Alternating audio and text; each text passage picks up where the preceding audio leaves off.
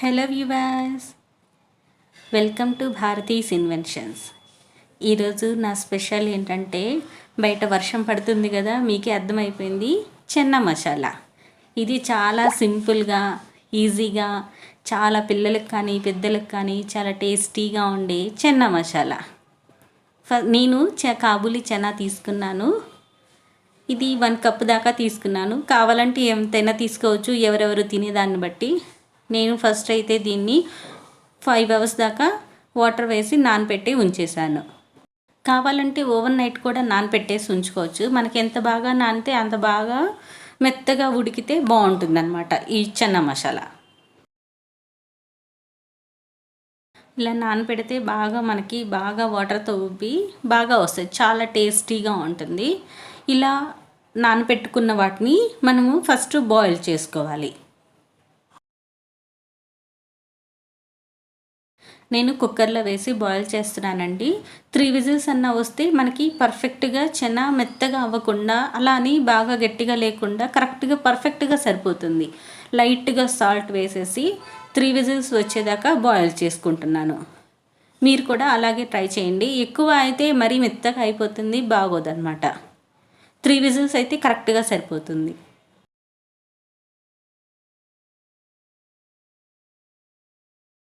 Boil అయ్యాక చూడండి, మనకి చెనా అయితే ఇలా బాగా ఉడికిపోయింది. ఇలా చేతితో ప్రెస్ చేస్తే మనకి కరెక్ట్గా వచ్చింది. ఇలా మెత్తగా ఉంటే సరిపోతుంది.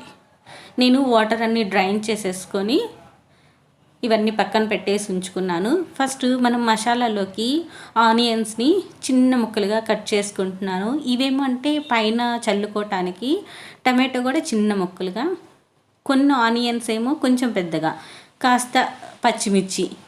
మనము కారం వాడం కదా, మనం పచ్చిమిర్చి కొంచెం కావాలనుకుంటే ఎక్కువ వేసుకోవచ్చు. కాస్త గార్లిక్ చిన్న పీసులుగా కట్ చేశాను. పొయ్యి మీద ప్యాన్ పెట్టేసి 1 స్పూన్ ఆయిల్ వేసుకుంటున్నాను. ఇందులో గార్లిక్ చిన్న పీసులుగా కట్ చేశాను కదా, ఇది వేస్తున్నాను. కాస్త లైట్గా ఫ్రై అయితే తర్వాత పచ్చిమిర్చి, ఆనియన్స్ కొంచెం పెద్దగా కట్ చేసుకున్నాం కదా, ఇవి వేస్తున్నాను అన్నమాట. చిన్న ముక్కలేమో పైన చల్లుకోవటానికి, స్ప్రింకిల్ చేసుకోవడానికి బాగుంటుంది. ఇవి లైట్గా దోరగా ఫ్రై చేసుకుంటే సరిపోతుంది. మనకి కర్రీలోగా బ్రౌన్ కలర్ రావాల్సిన పని లేదు. ఇవి కాస్త పచ్చి పచ్చిగా అలా ఉంటేనే మనకి చాట్కి చాలా బాగుంటుంది. చూడండి, ఇలా లైట్గా ఇట్లా వేగితే సరిపోతుంది అన్నమాట. ఇందులోకి నేను ఇది ఫ్రై అయ్యాక చెనా యాడ్ చేస్తున్నాను. చెనా కూడా యాడ్ చేస్తున్నాను. ఇది కూడా వేసేసి మరి 2 నిమిషాలు, ఒక 5 నిమిషాల దాకా ఇట్లా ఫ్రై చేసుకుంటే ఆయిల్లో కొంచెం బాగుంటుంది.